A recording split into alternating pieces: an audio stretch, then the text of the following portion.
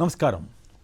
చర్చా కార్యక్రమానికి లైవ్ షోకి స్వాగతం. అతిథుల పరిచయం శ్రీ ఔత్ శ్రీధర్ రెడ్డి గారు, వైఎస్ఆర్ కాంగ్రెస్ పార్టీ అధికార ప్రతినిధి, శ్రీ షేక్ బాజీ గారు, ఏపీ బీజేపీ మైనార్టీ మోర్చా అధ్యక్షులు, శ్రీ కృష్ణరాజు గారు, సీనియర్ పాత్రికేయులు, ప్రముఖ విశ్లేషకులు. ఇక ఆంధ్రప్రదేశ్లో కొన్ని ఇష్యూస్ మీద, జరుగుతున్న పరిణామాల మీద కొన్ని విషయాలు తెలుసుకున్న తర్వాత మనం చర్చలోకి వెళదాం.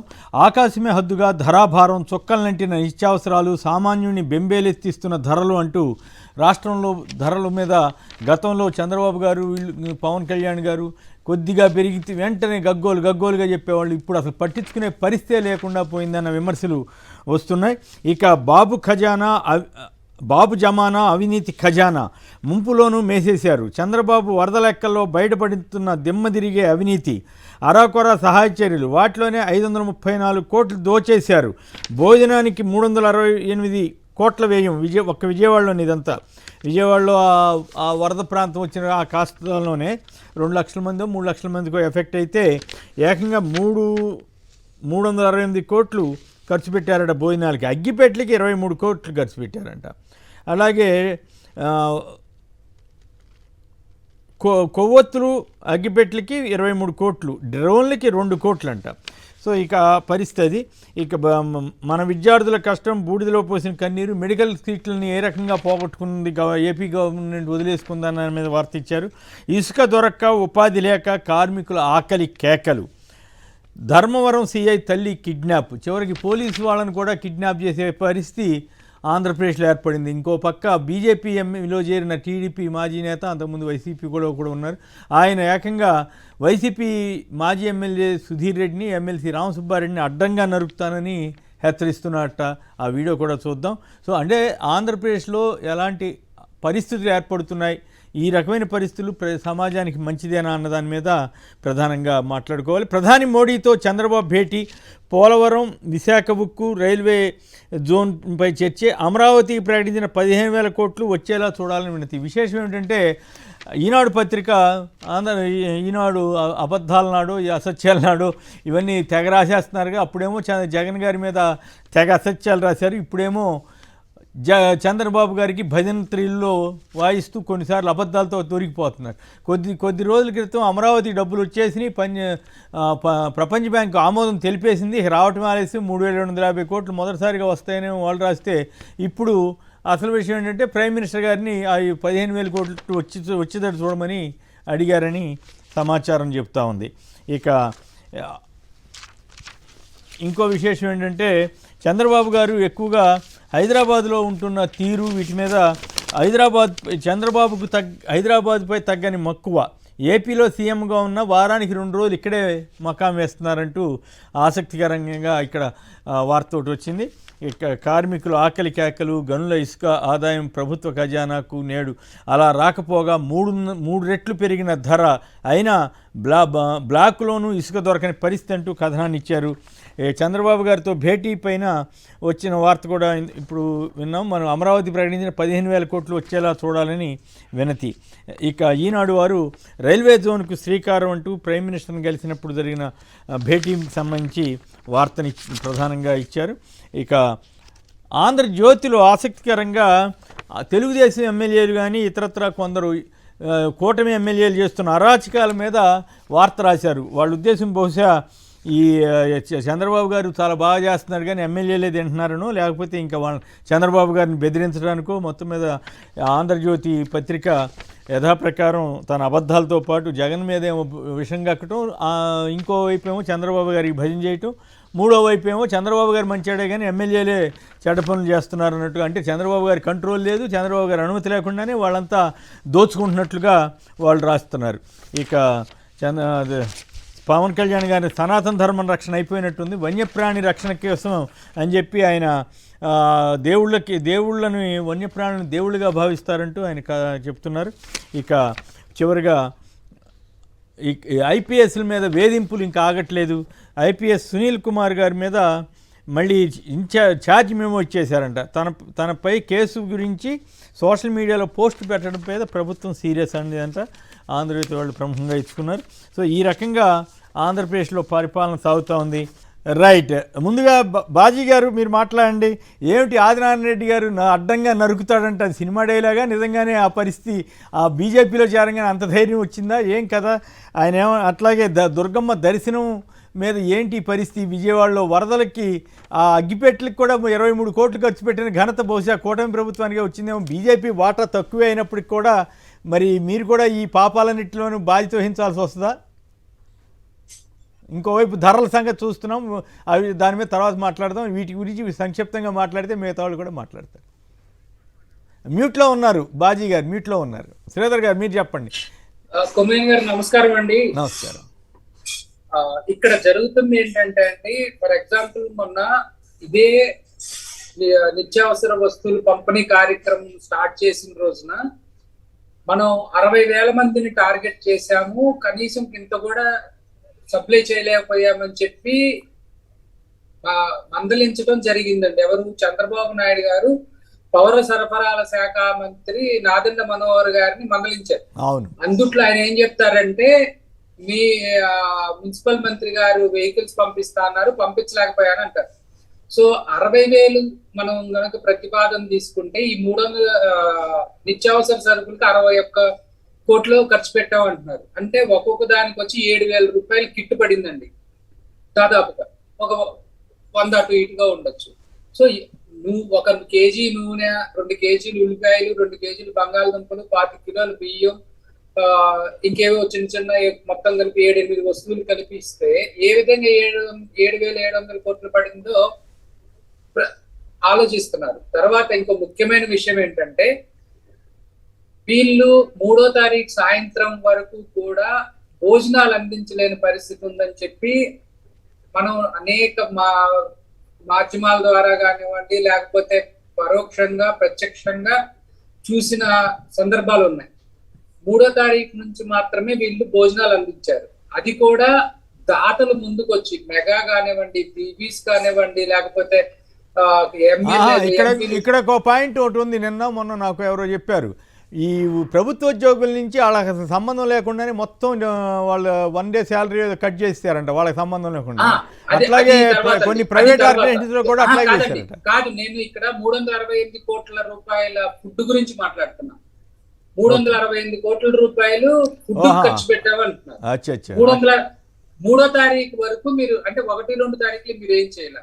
3వ తారీఖు నుంచి దాతలు ఎక్కువ మంది బయటకు వచ్చి మేము 1,00,000 ప్యాకెట్లు 10,000 ప్యాకెట్లు ఇచ్చామన్నారు. అందరూ కూడా సోషల్ మీడియాలో పెట్టారు. తర్వాత రైల్వే ఎంప్లాయీస్ వాళ్ళు మేము స్వయంగా ఇస్తున్నామన్నారు. ఆర్ఎస్ఎస్ వాళ్ళు, బాజీ గారికి తెలుసు, ఆర్ఎస్ఎస్ వాళ్ళు స్వయంగా పంచారు. వీళ్ళందరూ పంచిన తర్వాత కూడా ప్రభుత్వం 368 కోట్ల రూపాయలు పంచింది అంటే ఏ లెక్కన పంచింది? వీళ్ళు తీసుకొచ్చింది ఇస్కాన్ నుంచి హరే రామ హరే కృష్ణ వాళ్ళ దగ్గర నుంచి భోజనాలు తీసుకొచ్చి పెట్టారు. ఒక్కొక్క భోజనం ఎంత రేటుకి అమ్మాలి అంటే, వీళ్ళు ఇచ్చిన 1వ తారీఖు నుంచి 10వ తారీఖు వరకు ఇచ్చారనుకున్నా కానీ, 2 కోట్లు పెట్టారనుకున్నా కానీ, 6 లక్షల మంది బాధితులు అని చెప్తే 6 లక్షల మందికి 12 లక్షల భోజనాలు ఇంటూ 10 రోజులు వేసుకున్న అలా 1,20,00,000 భోజనాలు అవుతాయి. 1,20,00,000 భోజనాలకి 368 కోట్లు ఖర్చు పెట్టారంటే ఖచ్చితంగా చంద్రబాబు నాయుడు గారు వాళ్ళందరికీ భోజనంలో వెండి, బంగారం ఇలాంటి ఏమన్నా వడ్డించి పెట్టుండారు. సో ఇది దుర్మార్గం. దీన్ని ప్రశ్నిస్తుంటే తెలుగుదేశం వాళ్ళ ముసుగులో ఉన్న కొంతమంది వచ్చి మేము బెదిరిస్తున్నారు, మీరు పెడతానికి వీల్లేదని చెప్పి. ఏమండి, ఇప్పుడు ప్రభుత్వాలు ఇప్పుడు డ్రోన్స్ 412 డ్రోన్స్ తీసుకొచ్చామని పెట్టారు.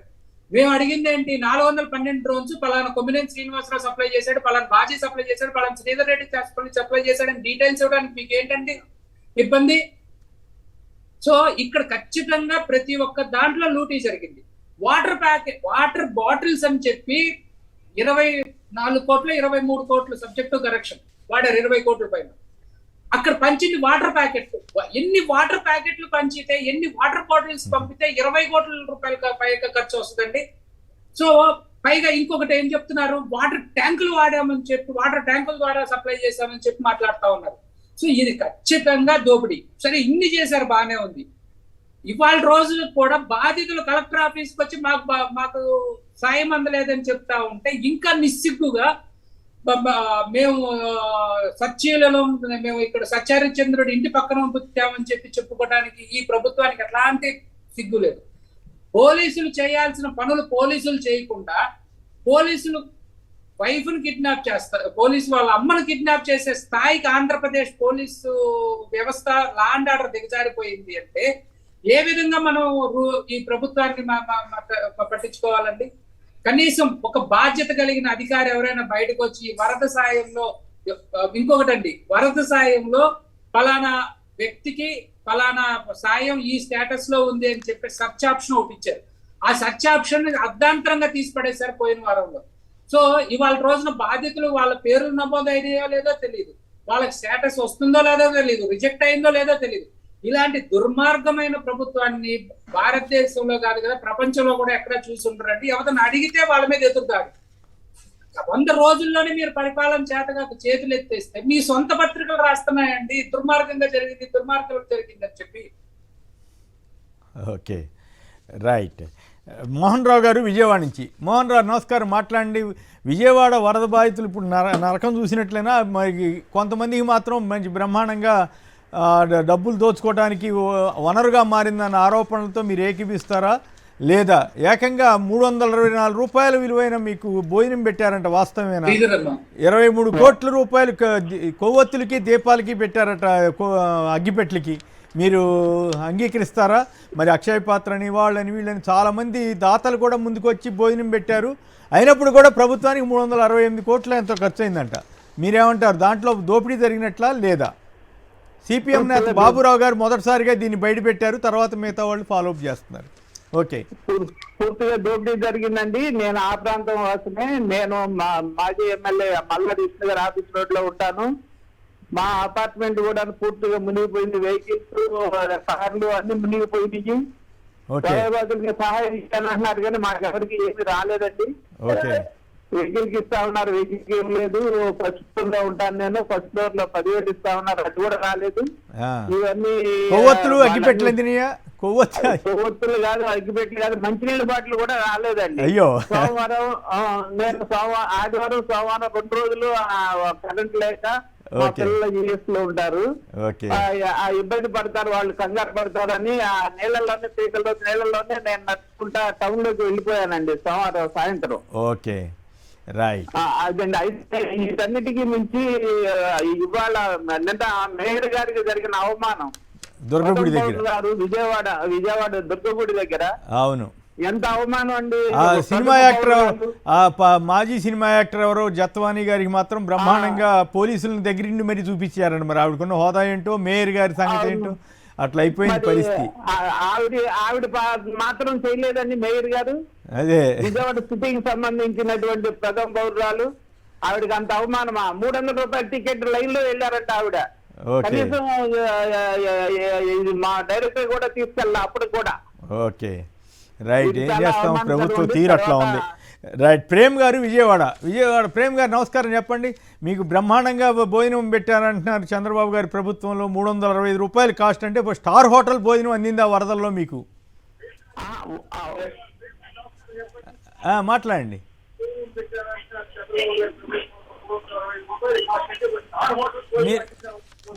మీరు టీవీ వింటూ మాట్లాడకూడదు మిత్రమా. రేట్ల విషయమే మాట్లాడదలుచుకున్నానండి. రేట్ల విషయం అక్కడ ఉన్న ప్యానల్స్ లో ఉన్న వాళ్ళకి మీకు నమస్కారం అండి. నమస్కారం. ఇప్పుడు రేట్లు పెరుగుదల తగ్గుదల అనేది డిమాండ్ సప్లై మీద ఆధారపడి ఉంటుందండి. దాని గురించి ఏ పంట ఎంతంత పండుతుంది వాటి గురించి వివరాలు కనుక చెప్పగలిగితే ప్యానల్ లో పెద్దలు, అప్పుడు ప్రతి ఒక్కరికి కూడా అర్థమవుతుందండి, సామాన్యులకు కూడా. ఆ విషయం చెప్దామని మీ ద్వారా నేను. ఓకే, నిత్యావసర సరుకులు ధరలు పెరిగిన తీరు మీద మీరు చెప్పేది? అవునండి. ఓకే, పెరిగితే పర్వాలేదు అంటారా? చంద్రబాబు గారు కాబట్టి పెరిగినా పర్వాలేదని సర్దుకుంటారా? మరి గతంలో మరి గతంలో ఇదే చంద్రబాబు గారు పవన్ కళ్యాణ్ గారు బండపూతులు తిట్టారు కదా కొద్దిగా పెరిగితే కూడా. రైట్. బాజీ గారు చెప్పండి, ఏమిటి పరిస్థితి? ఇప్పుడే దుర్గమ్మ గుడి గురించి చెప్తున్నారు, అట్లాగే వరద బాధితుల్లో ఏకంగా 23 కోట్లు కొవ్వొత్తి, బహుశా మీకు అవసరం వచ్చి ఉండకపోతుంది మీరు ఆ ఏరియాలో లేకపోతే, కొవ్వొత్తి ఏమంటారు అగ్గిపెట్టా అందాయా? మీకన్నా అందాయా? 364 రూపాయల భోజనం, ప్లేట్ భోజనం, బ్రహ్మాండమైన భోజనం, విందు ఏమంటారు పంచపక్ష పరమాణాలతో మృష్టాన్న భోజనం పెట్టారా? సార్ నమస్కారం. గారు వినపడుతుందండి?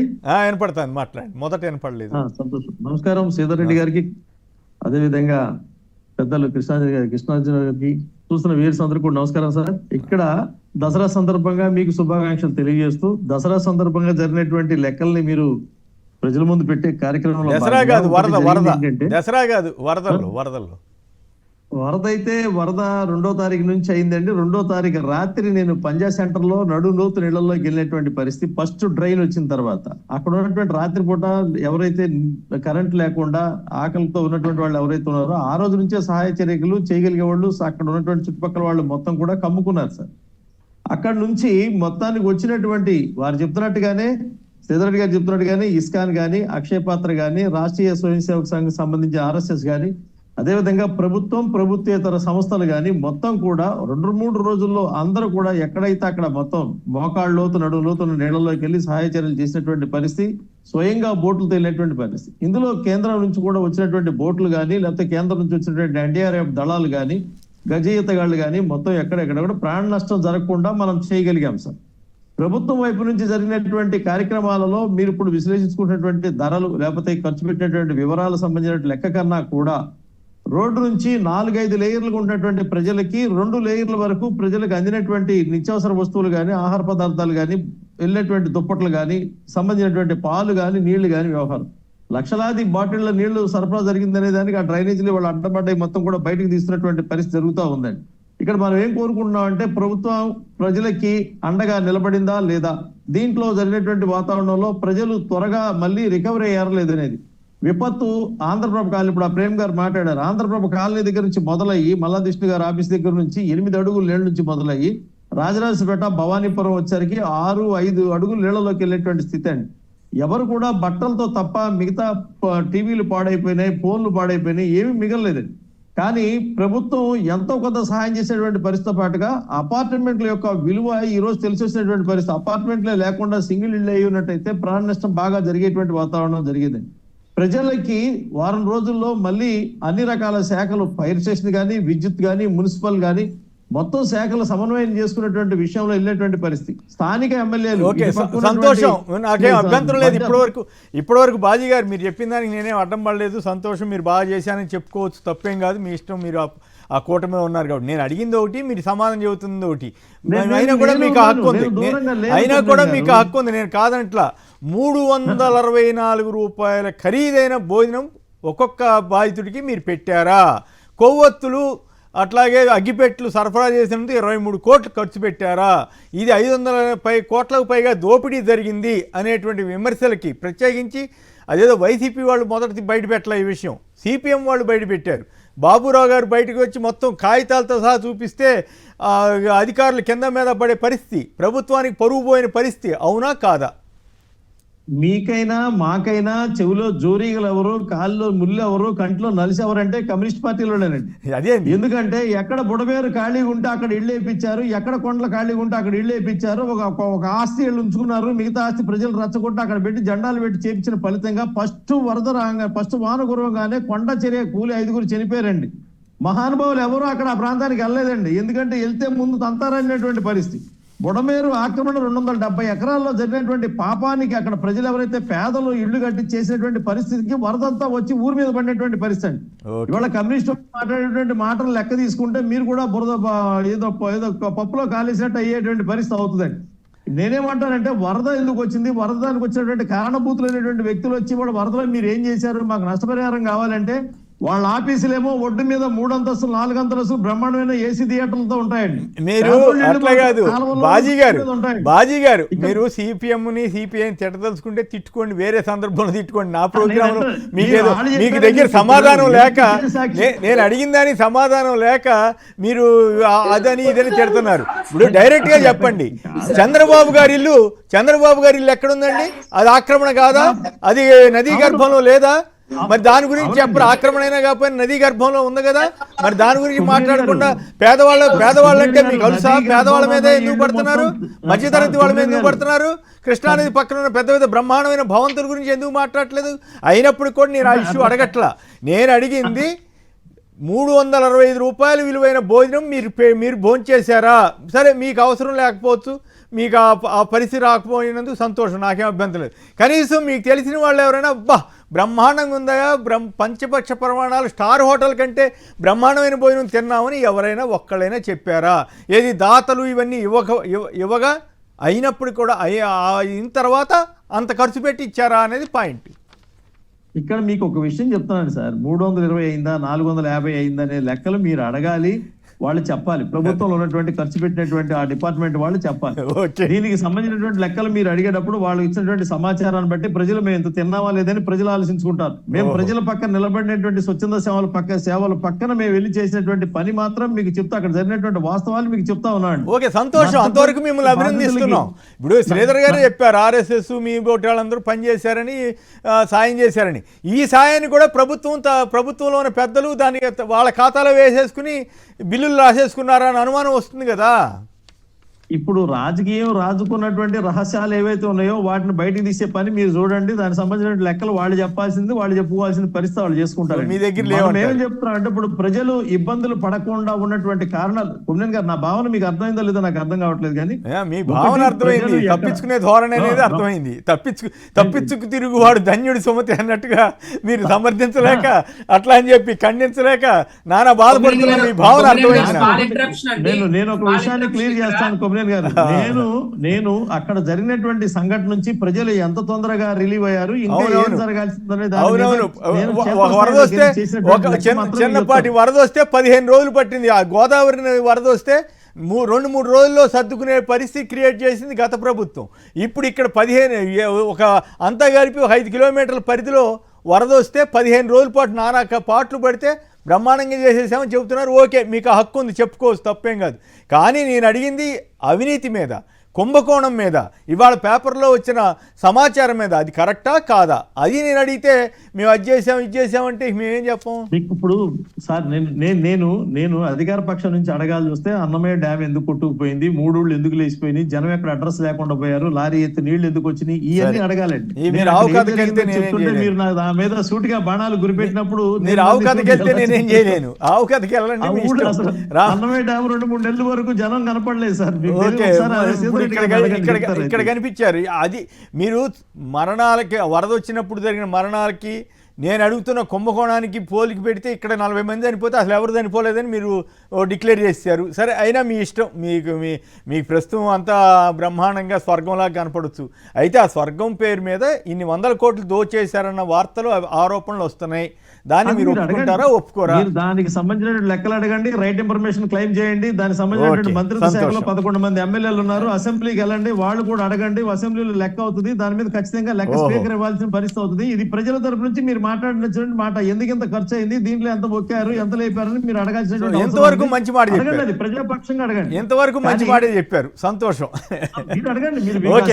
ఒకసారి దుర్గగుడిలో ఒక సినీ నటికేమో, అది మాజీ సినీ నటి, ఆవిడ కూడా కాదు, ఆవిడ మీద చాలా అభియోగాలు ఉన్నాయి. ఆవిడని తీసుకొచ్చేమో ఘనంగా ప్రోటోకాల్ పెట్టడం ఏంటి, మేయర్కి అంత అవమానం జరగడం ఏంటి? ఎందుకంటే విజయవాడ నగర పౌరులకి ఇంక్లూడింగ్ మీకు కూడా అవమానమా కాదా? బాజీ గారికి కూడా అవమానం జరిగిందా కాదు, జరగనట్లా కాదా? మేయర్కి అవమానం జరిగితే నేను ఇప్పుడు కూడా ఈవో యొక్క వైఖరిని తప్పుపడుతున్నాను సార్. ఎందుకనంటే ఏ పదవి లేనటువంటి ఏ పార్టీలో కూడా బాధ్యతగా ఏది ఎమ్మెల్యేనో ఎమ్మెల్సీనో కానటువంటి పోతిన మహేష్ అని ఆయనకి పిలిచి ఘనమైనటువంటి సత్కారాలు చేసి ప్రోటోకాల్ ప్రకారం సేవ చేపించి పూజ చేపించి ఆశీర్వాదం ఇప్పించారు. అదే పార్టీ సంబంధించినటువంటి అదే సామాజిక వర్గానికి చెందినటువంటి నగర మేయర్ ని తీసుకెళ్లి కూర్చోబెట్టలేపాడు. ఇది గ్యారంటీగా ఆయన మీద చర్య తీసుకోవాల్సినటువంటి అవసరం ఉందనేటువంటి భావన నేను వ్యక్తం చేశాను సార్. తెలివిగా చెబుతున్నారు. మహేష్ గారికి ఏం జరిగిందో నాకు తెలియదు, కానీ మేయర్ జరిగింది స్వామి ఆమె నటి సంగతి చెప్పమంటే. అంటే ఆంధ్రప్రదేశ్ లో చంద్రబాబు గారి ఆధ్వర్యంలో టీడీపీ, జనసేన, బీజేపీ కూటమి పరిస్థితి ఎంత దయనీయంగా, ఎంత బలహీనంగా, బాజీ లాంటి శక్తివంతమైన ఆర్గ్యూ చేయగలిగిన వ్యక్తులే ఆర్గ్యూ చేయలేని దుస్థితికి దిగజారింది. మాకు అర్థమైంది. మీరు బాధపడమాకండి బాజీ గారు, మళ్ళీ మాట్లాడుతున్నారు కానీ మీ పాయింట్ మీకు చాలా అవకాశం ఇచ్చాను. మీరు తప్పకుండా మీ తెలివితేటలని ఉపయోగించి, లాయర్ తెలివితేటలను ఉపయోగించి తప్పుకోవడానికి మీరు ప్రయత్నించారు, అర్థమవుతోంది. ఇవి చంద్రబాబు గారి ప్రభుత్వం ఎంత దయనీయ పరిస్థితిలో ఉందో. సుబ్రహ్మణ్యం గారు భద్రాచలం నుంచి. సుబ్రహ్మణ్యం గారు నమస్కారం, మాట్లాడండి. నమస్తే అండి, ప్యానల్ పెద్దలందరికీ కూడా నమస్కారం సార్. చెప్పండి, మీ 23 కోట్లు ఎక్కడైనా కొవ్వొత్తులకి అగ్గిపెట్లకి ఖర్చు పెట్టిన సందర్భం మీరు ఎక్కడైనా చూసారా? మాకు భద్రాచలం ఏరియా గానీ గోదావరి బెల్ట్ లో ఎప్పుడు కూడా ప్రతి సంవత్సరం కూడా ఫ్లడ్ వస్తుందండి. అవును, ఎప్పుడు కూడా అగ్గిపెట్లకి కొవ్వొత్తులకి ఖర్చు పెట్టిన లెక్కలు ఎక్కడా కూడా తెలంగాణ రాష్ట్రంలో ఈ రోజు వరకు లేదండి. అక్కడే కాదు, ఈస్ట్ గోదావరి వెస్ట్ గోదావరి అక్కడ కూడా 1986లో ఫ్లడ్ వచ్చినప్పుడే ఖర్చు పెట్టలేదండి. అవును, దాంతో ఇప్పుడు మన బాజీ గారు ఇబ్బంది పడుతున్నారు. ఇంకా అధికారంలో ఉన్నది కూడా బాజీ గారు అధికారంలో ఉన్నారండి, వాళ్ళది కూడా బాధ్యత ఉంది, వీళ్ళు కూడా భాగస్వాములే. కాకపోతే ఆయన వాటా ఎంత, ఆయన వాటా పాపం 6 కదా, 50 పైసలు 30 పైసలు వాటా ఉంటుందండి. వాటా లేకుండా ఉంటుంది. ఇప్పుడు బాజీ గారు మాట్లాడే విధానంలో కానీ ముఖ కవికల్లో కూడా చూడండి ఎంత ఇబ్బంది పడుతా మాట్లాడుతున్నారు అనేది. బాజీ గారి యొక్క ఒప్పుకోలేక కుర్చీలో పడ్డ కొట్టుకోవటం ఉంది, ఒప్పుకోలేక ఇది చెప్పలేక ఏం చెబితే ఏమవుతుందో అని చెప్పేసి బాజీ గారు ఇబ్బంది పడటం. ఇప్పటికైనా చర్చల్లోకి వచ్చిన బీజేపీ వాళ్ళు కానీ ఎక్కడైనా కూడా వాస్తవాలు చెప్పడం నేర్చుకోండి. ఓకే ఓకే, అట్లా కాదు మీరు ఫలాన్ని చెప్పండి అని మనం నిర్బంధించాలి కదా. వాళ్ళు చెప్పదలుచుకుంది వాళ్ళు చెప్తారు. లేదు, వాస్తవాలు మనం అర్థం చేసుకోవాలి తప్ప వాళ్ళని బలవంతం పెట్టి మీరు అది చెప్పలేదు ఇది చెప్పలేదు అని అనకూడదు. ఆయన బాధ అయింది, ఆయన ఎక్స్ అడిగితే నేను వై చెప్తానంటాడు, ఆయన ఇష్టం అది. రైట్. కృష్ణరాజు గారు చెప్పండి, ఏమిటి విజయవాడలో ఈ పరిస్థితులు ఏంటి, ఈ కుంభకోణాలు ఏంటి, ఈ దుర్గగుడి ఈ ఆలయం ఇష్యూ ఏంటి, ఈ పరిస్థితులన్నీ మీకు ఏమనిపిస్తున్నాయి? కేసర్ గారు, చంద్రబాబు నాయుడు గారి నేతృత్వంలోని ఈ సుమారుగా ఈ 4 నెలల ఎన్డీఏ పాలన పూర్తిగా అరాచకాలు, అవినీతి, దీనితో పాటు తిరోగమనమైన స్థితిలో ఉందండి. ఎక్కడా కూడా అంటే ప్రజలే కాదు, ఈ ఎన్డీఏలోని పక్షాలు కూడా సంతోషంగా లేవు. వారిలో కూడా ఏదో అసంతృప్తి కనిపిస్తుంది, వారిలో ఏదో కొన్ని విభేదాలు కనిపిస్తున్నాయి.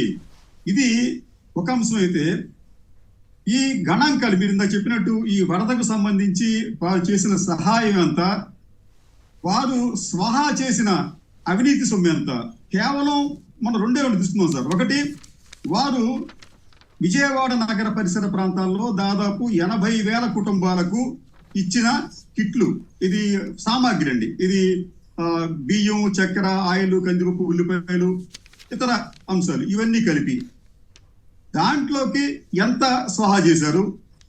రెండోది, పులిహోర పట్లాలో లేకపోతే ఉప్మానో లేకపోతే వెజ్ బిర్యానీయో ఇది సప్లై చేసినందుకు ఎంత స్వాహా చేశారు. ఇది అస్టానిషింగ్ అండి. అంటే బురద నుంచి కూడా మనం అవినీతి చేయవచ్చు, అవినీతికి పాల్పడవచ్చు అని నిరూపించిన ఏకైక ప్రభుత్వం, ఇన్హ్యూమన్ గా ప్రవర్తించిన ప్రభుత్వం ఏదైనా ఉందంటే భారతదేశంలో అది ఎన్డీఏ ప్రభుత్వమే అవుతోంది. ఇది నేను స్వీపింగ్ రిమార్క్ కాదండి. ఇది ఏం చెప్తానంటే, మీకు ఫర్ ఎగ్జాంపుల్ మీకు దీనికి సంబంధించి ఈ కిట్స్ సంబంధించి 80,000 మందికి ఇచ్చామని చెప్తున్నారండి. సబ్ కలెక్టర్ గారు చెప్పారు స్వయంగా.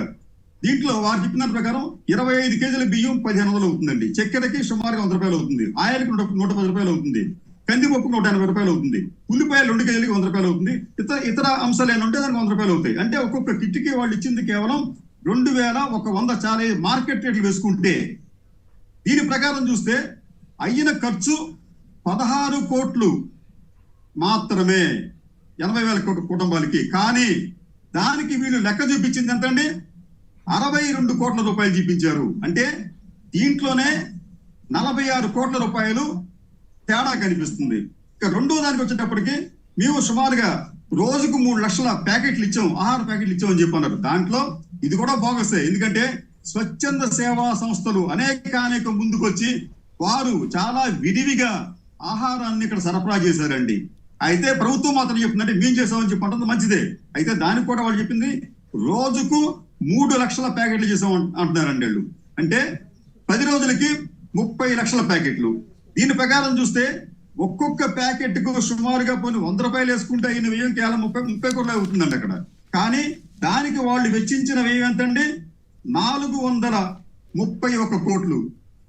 అంటే ఈ 2 అంశాల మీదే, కేవలం ఈ 2 అంశాల మీదే దాదాపు 385 కోట్ల రూపాయల తేడా వస్తుంది.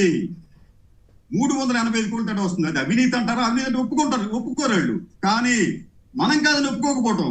ఈ రోజున ఎన్డీఏ దుస్థితి ఏమిటంటే ఎన్డీఏకు బలంగా మద్దతిచ్చి తిమ్మిని బొమ్మని చేసి అబద్ధాలను కూడా వాస్తవాలని చెప్పి ప్రచారం చేసిన ఈనాడు, ఆంధ్రజ్యోతి కూడా ఇటువంటి కథనాలు ప్రచురిస్తున్నాయి.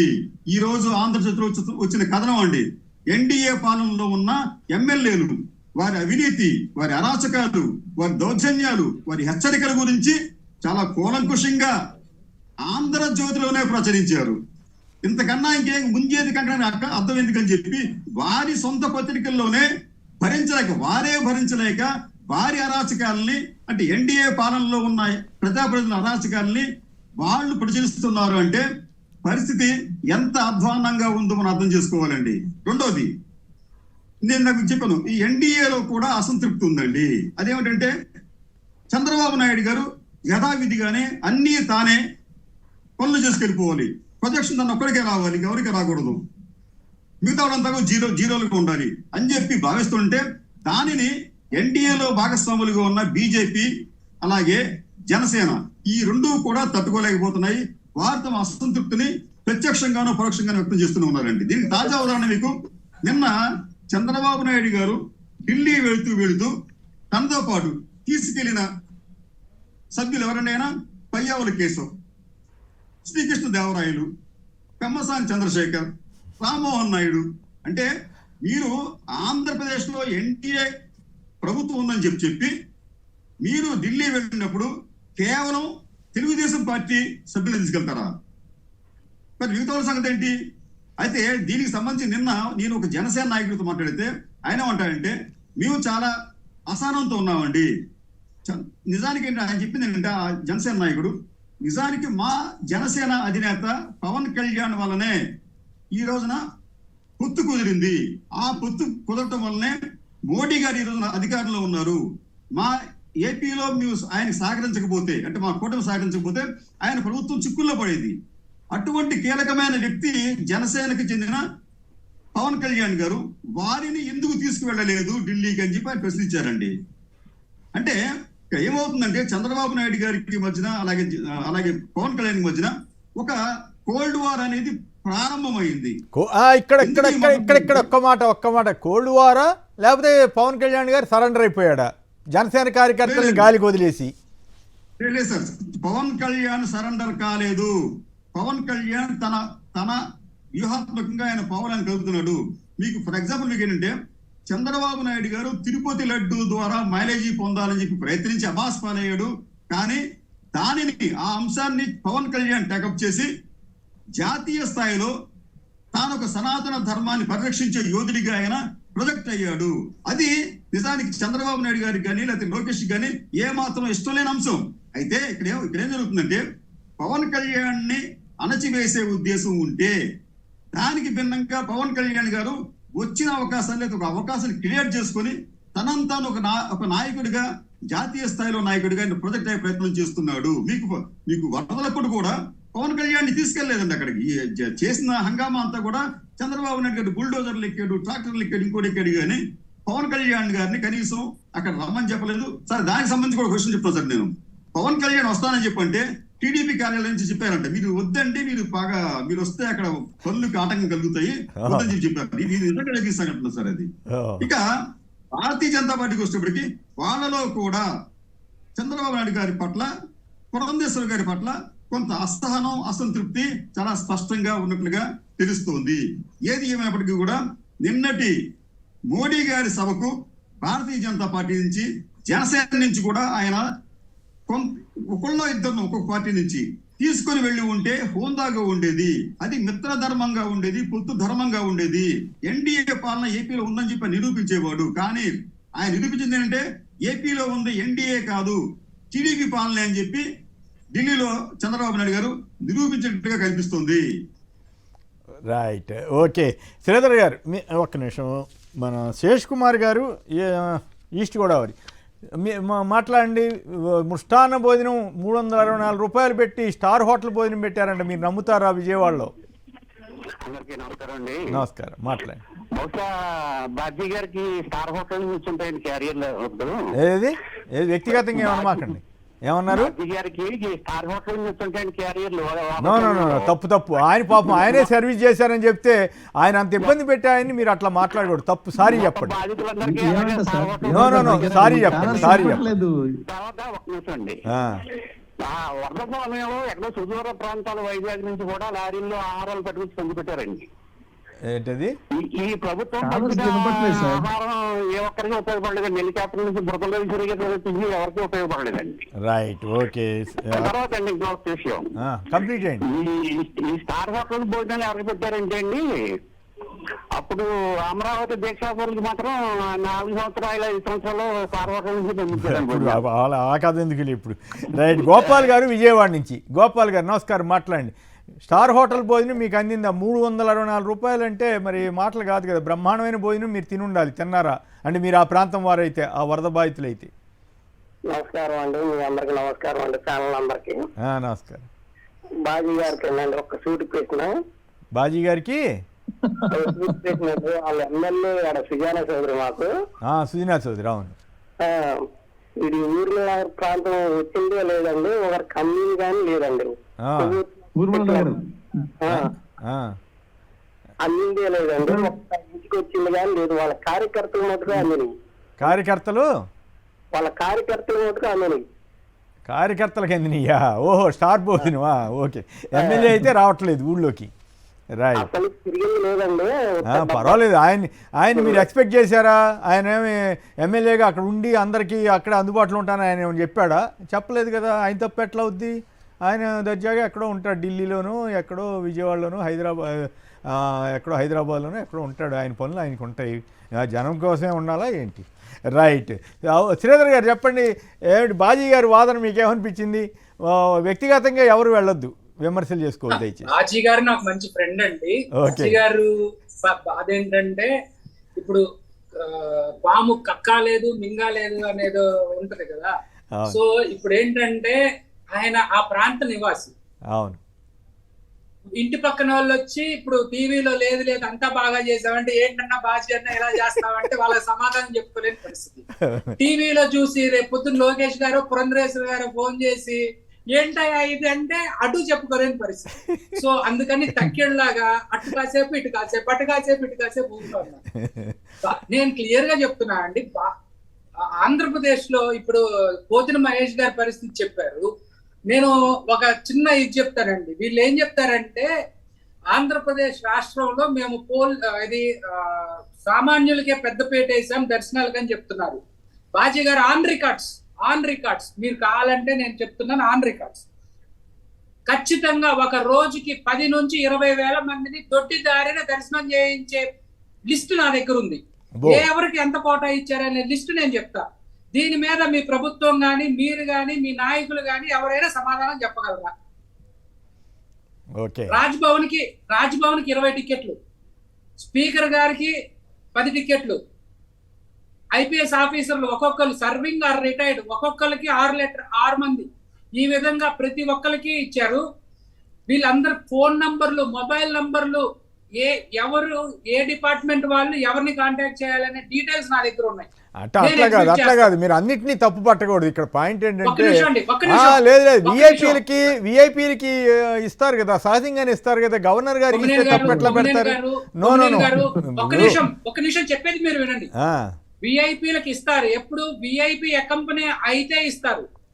విఐపీ ఇలాంటి పండగల సమయంలో విఐపి కూడా ఆయనతో పాటు ఒక 5గురునో 6గురునో పంపిస్తారు. అంతేగాని నేను కొమ్మినేని శ్రీనివాసరావు గారిని పంపిస్తానని ఎవరో లెటర్ చెప్తే అలాంటి వాళ్ళని ఎలా చేయకూడదండి.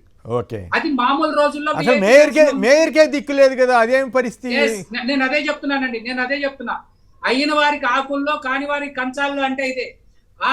ఇప్పుడు పోతిన మహేష్ చెబుతున్నారు. పోతిన మహేష్ కి ఏ విధంగా దర్శనం ఇచ్చారనేది మీరు దమ్ముంటే ఈవో మీద చర్యలు తీసుకోండి. అలాగే ఈవో గారు ఎప్పుడైతే ఈవోని అవమానపరిచారో ఈవోనే రెస్పాన్సిబిలిటీ, ఈవో మీద చర్య తీసుకోవాలా. అది చెప్పడం చేత కాక మరి ఆయనకి ఎలా కల్పించారు, ఈయనకి ఎలా కల్పించారని మాట్లాడితే ఎలాగండి?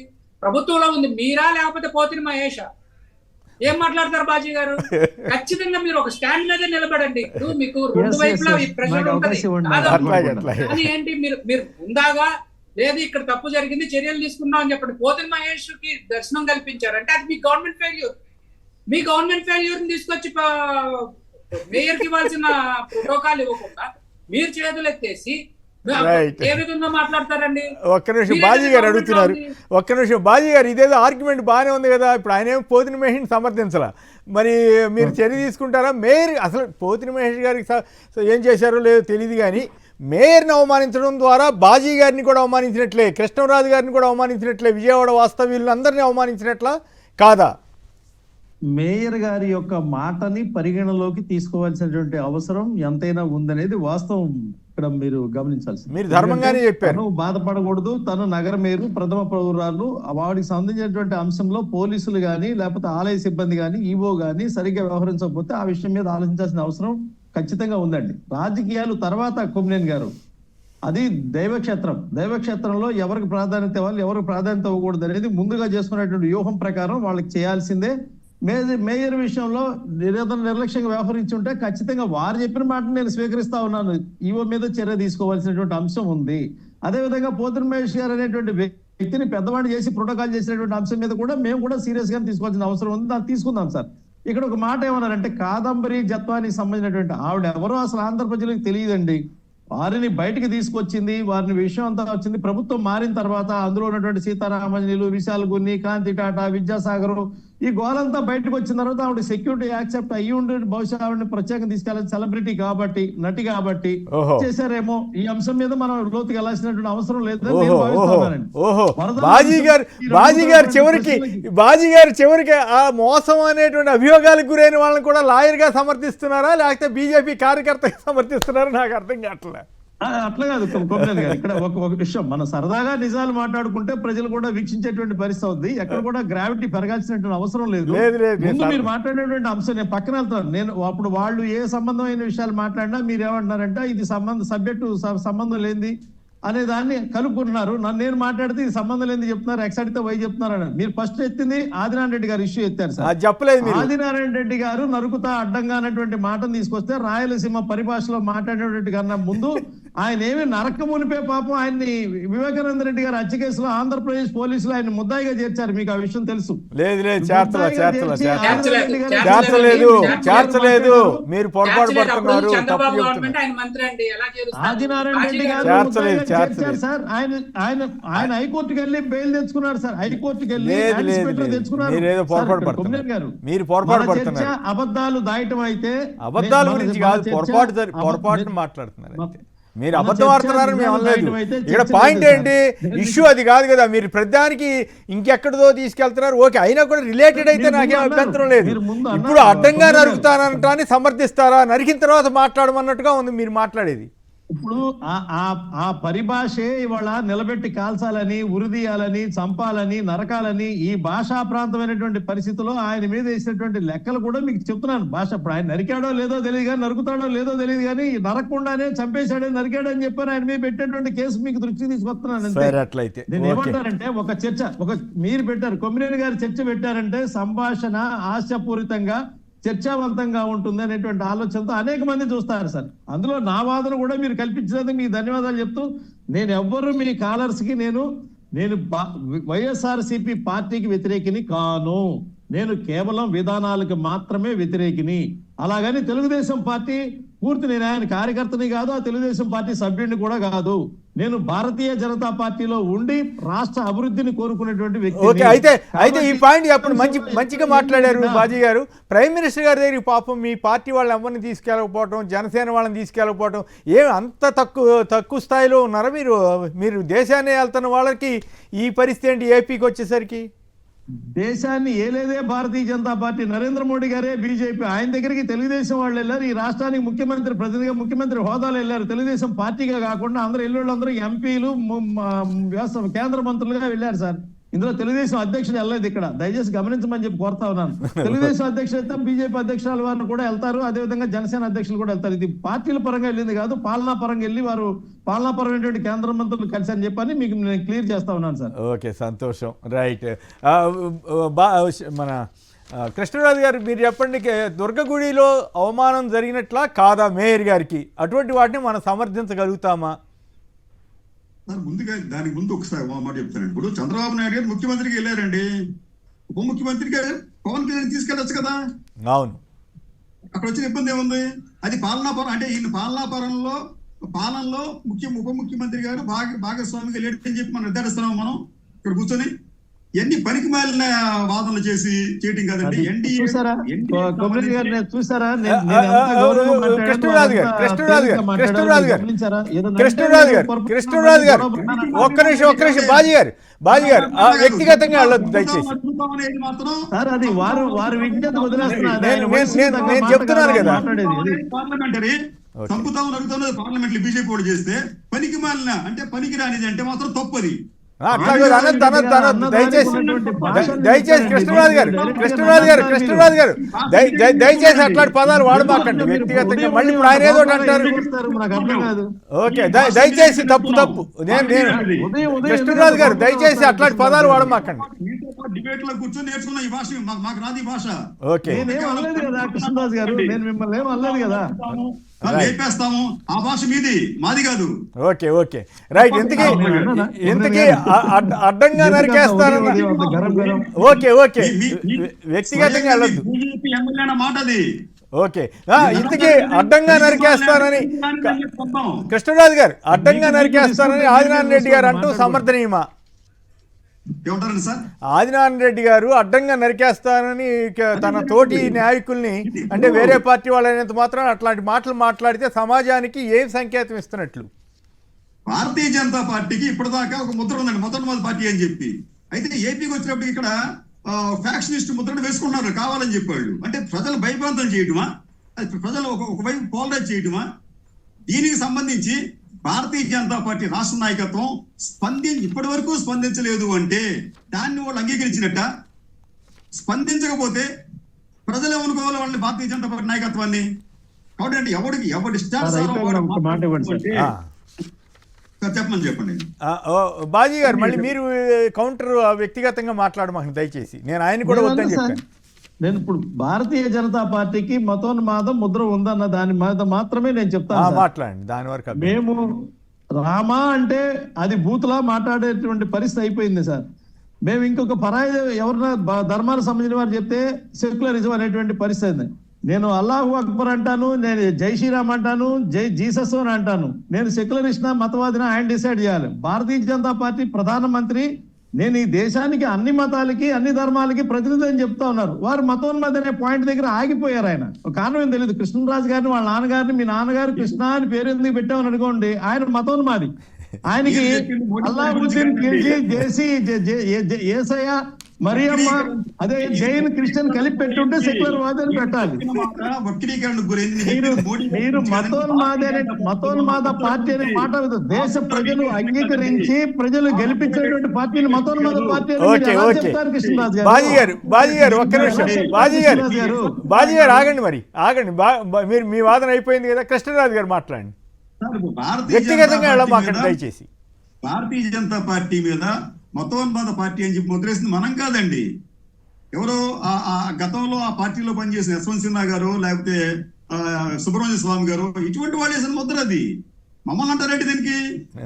కాంగ్రెస్ పార్టీ వేసిన ముద్ర మమ్మల్ని అంటారేంటి? వాళ్ళు చెప్పిన విషయం గుర్తు చేస్తా ఉంది మీకు. సార్ ఒక మాట చెప్తాను. అట్లా కాదు కదా అట్లా కాదు. వాళ్ళ పార్టీ వాళ్ళే అన్నారు అని మీరు అనుంటే ఓకే.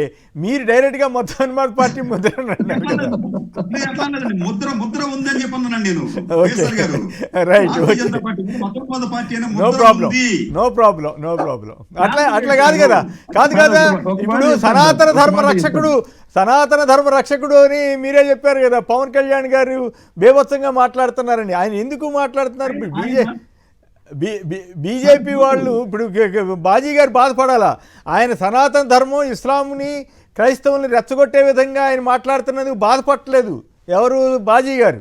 పైగా సపోర్ట్ చేస్తూ మాట్లాడుతున్నారు. ఇంకేదో మతం, ఏదో లౌకికవాదం, ఈ ఇస్లాము, ఏసయ్య అని పాపం బాజీ గారు మాట్లాడుతున్నారు కానీ పవన్ కళ్యాణ్ గారు మాట్లాడట్లేదు. ఒక మాట కుమ్రేన్ గారు ఒక మాట సార్ ఏమన్నారంటే పవన్ కళ్యాణ్ గారు ముస్లింల దగ్గర మాట్లాడినప్పుడు నేను మీకు అండగా ఉంటాను, మీకు ఇబ్బంది కలిగిన రోజున నేను భారతీయ జనతా పార్టీని మీకు ఇబ్బంది కలగకుండా చేస్తాననేటువంటి మాట తీసుకెళ్లే రోజు కూడా మేము ఏం చెప్పామంటే భారతీయ జనతా పార్టీ నుంచి ముస్లింలకు ఇబ్బంది అని ముస్లింలు ఎవరు పవన్ కళ్యాణ్ గారి దగ్గరికి చెప్పలేదు. అలాగని పవన్ కళ్యాణ్ గారు వాళ్ళ ముస్లింలని వేరు క్రైస్తవులు కాదు ఇక్కడ పాయింట్ ఒకటి ఉంది బాజీ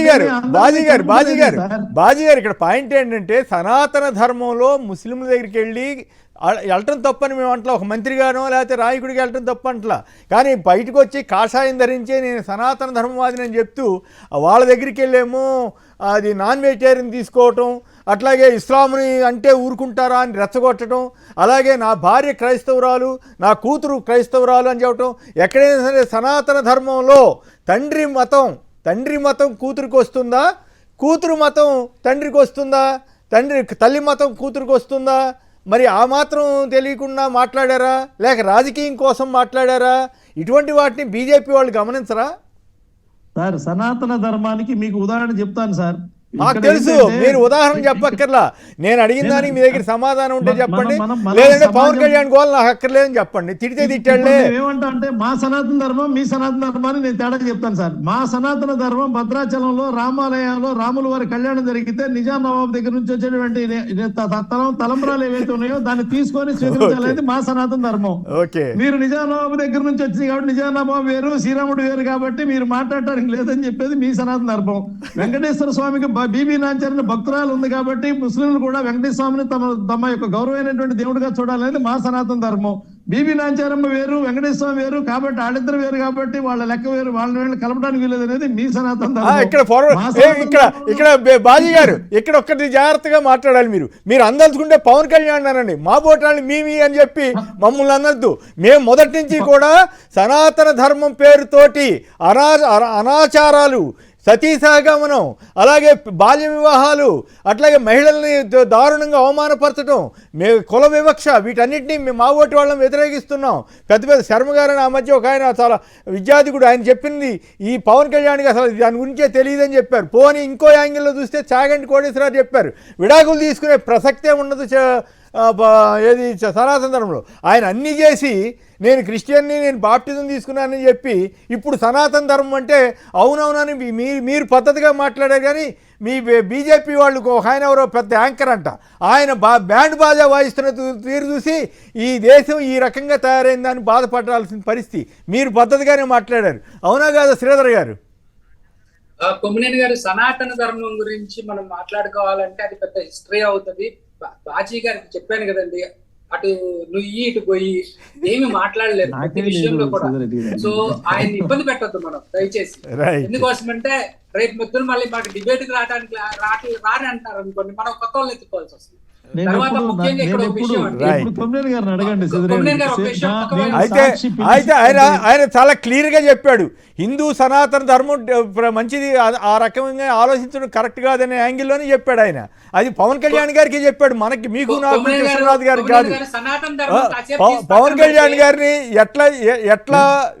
ఎట్లా మరి ఆ పదం వాడొచ్చో కానీ ఎట్లా సమాధానం చెప్పాలో బాజీ గారే చెప్పాడు సమాధానం. రైట్. సనాతన ధర్మం గురించి పక్కన తీసి పెడితే ఇందాక మన ఆదినారాయణ రెడ్డి గారిది రాయలసీమ యాస అంటారు. మరి అదే యాసలో ఎవరైనా వైఎస్ఆర్సీపీ వాళ్ళు మాట్లాడితే మరి ఇట్లా ఎందుకంటే 2 సంవత్సరాల క్రితం వరకు 2 నెలల క్రితం వరకు గొడవ చేశారు ఒకటి.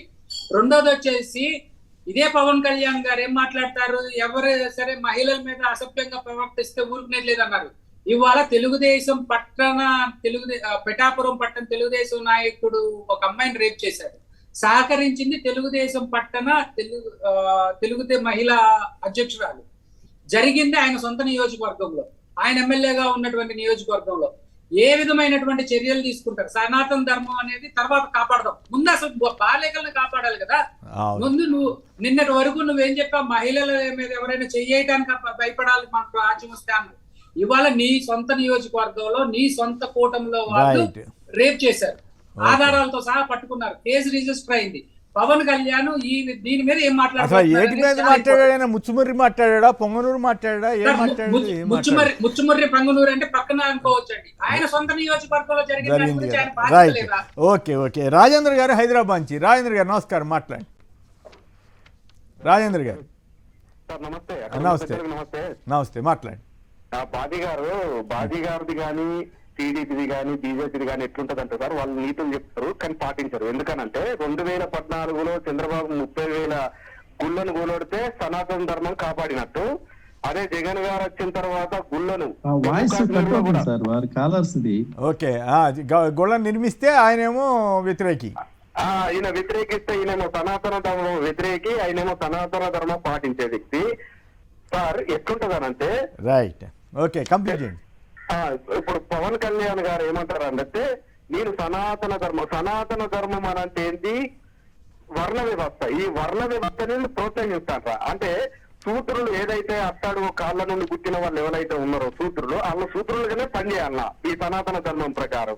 వీళ్ళు సనాతన ధర్మం ఎందుకు ప్రోత్సహిస్తారు? ఆయనకి అసలు తెలియదండి ఈ లెక్కన. మిడిమిడి జ్ఞానంతో ఏదో మాట్లాడాడు, ఏదో నేషనల్ వైడ్ అటెన్షన్ కోసం మాట్లాడాడు. బాజీ గారు కూడా సపోర్ట్ చేస్తారు. లేదు, బాజీ గారు సపోర్ట్ చేయరా.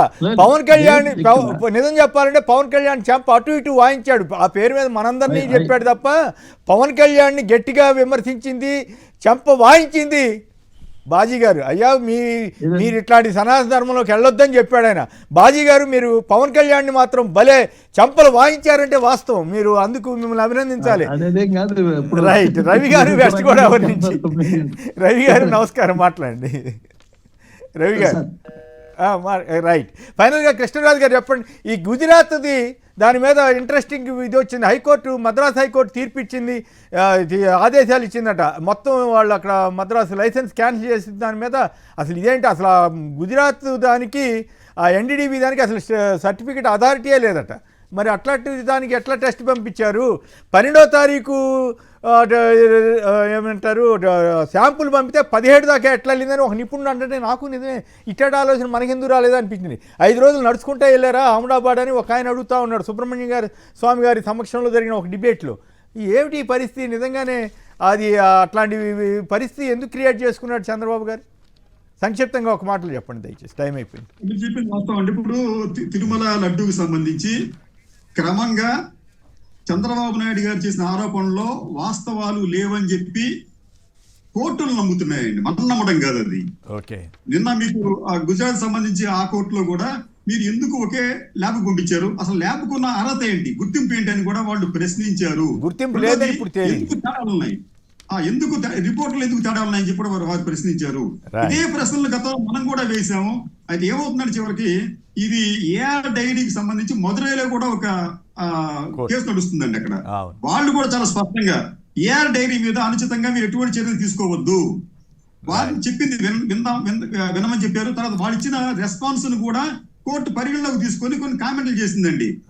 ఇక్కడ దీనికి సంబంధించి మీరు అసలు ఎందుకు గుజరాత్ ఎందుకు పంపించారని చెప్పి అనేది మదురై కోర్టు కూడా ప్రధానంగా ప్రశ్నిస్తోంది. అంటే ఇక్కడ ఏం జరుగుతుందంటే చంద్రబాబు నాయుడు గారు తన రాజకీయ ప్రయోజనాల కోసం అది ఏమి ఆలోచించకుండా ఆరోపణ చేశారు. చివరికి ఇప్పుడు ఆరోపణలు ఆయన కూరుకుపోయే ప్రమాదం ఏర్పడుతుందండి. రైట్. ఇక హర్యానా, జమ్మూ కాశ్మీర్ ఎన్నికలకు సంబంధించి ప్రత్యేక చర్చా కార్యక్రమం జరుగుతుంది. ఇప్పుడు చిన్న విరామం తర్వాత శ్రీధర్ రెడ్డి గారు, షేక్ బాజీ గారు, కృష్ణరాజు గారు అందరు కూడా ధన్యవాదాలు. ఇది నేటి లైవ్ షో. నమస్కారం.